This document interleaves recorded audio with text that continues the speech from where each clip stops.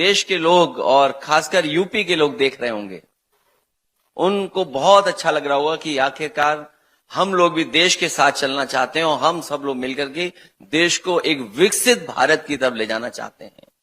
अगर developed country हमें बनना है और जहां डेमोग्राफिक डिविडेंड सबसे ज्यादा हो, वो चैलेंजेस क्या होंगे हमारे आपके बीच में, शायद वो चैलेंजेस को कैसे हम दूर करें, उसको लेकर के हम सब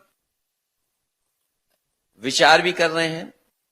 सबसे बड़े चैलेंज तो गरीबी भी है हमारी है, नौकरी है, रोजगार कैसे मिले। हमारा जो गांव की आबादी है, रूरल इंफ्रास्ट्रक्चर या रूरल आबादी जो है वो अभी भी 70% है।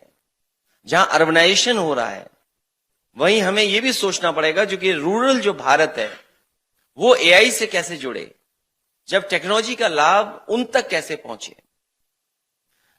ये चैलेंजेस भी हैं। और जहां हमारा समाज में बहुत सारी चीजें हैं सोशल जस्टिस को लेकर के, इक्वलिटी की बात कैसे हो, संविधान जब हमें ये दायरा देता है, तय करता है कि हम बराबरी लाने की कोशिश करें, हम सबको बराबर समझें, उस दिशा में हम लोग क्या काम करें, क्योंकि उसके पीछे सरकार को काम करना पड़ेगा। जब हम डेटा सेंटर की सोचे तो डेटा सेंटर कैसे बने, और उसके लिए सरकार क्या ऐसी फेवरेबल पॉलिसी बनाए कि जिससे सबका साथ और सबकी ग्रोथ एक साथ हो सके।